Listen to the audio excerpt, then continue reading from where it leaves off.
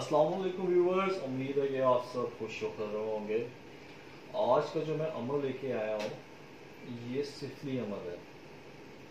आपको थोड़ा सा ये देख के हैरान हो रही होगी कि बीच में ये जानवर मतलब कैट कहाँ से आ गई। देखें, सिफली अमल में और ये जादू शादू में काली बिल्ली यानी ब्लैक कैट का काफ़ी रोल होता है। ठीक है, बहुत बड़ा रोल होता है इसको। अक्सर आपने देखा होगा कि मतलब कि आप जब ये देखते हैं आप काली बिल्ली या ब्लैक कैट तो आप दूर होते हैं या इसको भगाते हैं। अच्छा, ये अगर मैं इस पर बात करूँगा तो बात बहुत लंबी हो जाएगी। ये जो अमल है, इस अमल को आप मोहब्बत के लिए भी कर सकते हो और नफ़रत के लिए भी। यानी अगर आप किसी से आप दो फ्रीक्वेंट को आपस में मिलाना चाहते हो, ये अमल आप उसके लिए भी कर सकते हो, और दो बंदों में अगर आप जुदाई डालना चाहते हो उसके लिए भी। इसमें आपको थोड़ी सी मेहनत ये करनी पड़ेगी, आपको एक काली बिल्ली का बच्चा लाना पड़ेगा घर में। उसको आप ला के एक हफ्ते या 4 हफ्ते, एक हफ्ते से लेके 4 हफ्ते तक, महीने तक उसको आप अपने पास रखें। ठीक है, इस नक्श को ज़रा गौर से देखें।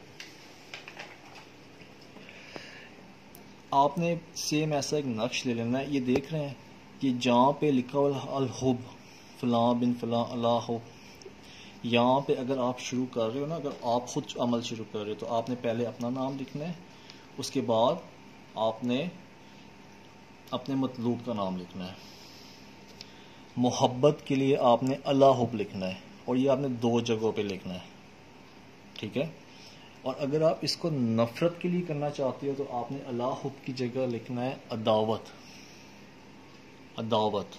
ठीक है, और दोनों का नाम लिखना है।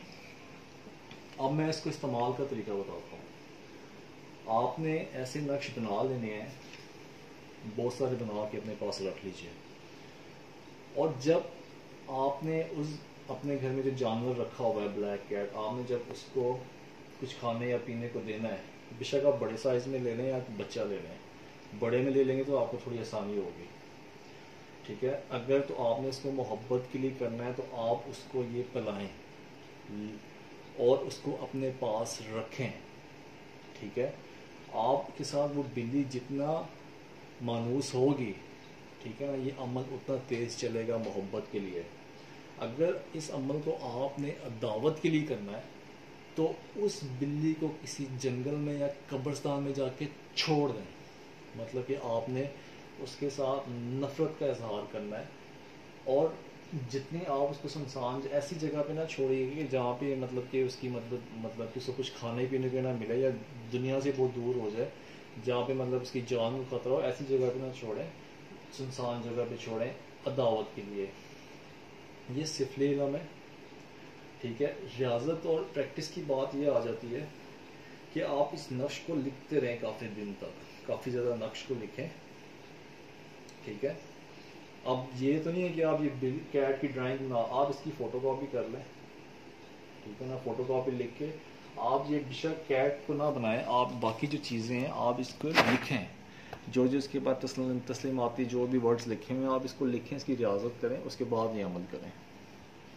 इससे आपको बहुत फ़ायदा होगा। फिर जो मैं आपको बताता चलूँ, इसको आप मोहब्बत के लिए भी इस्तेमाल कर सकते हैं और नफ़रत के लिए भी। Thank you very much.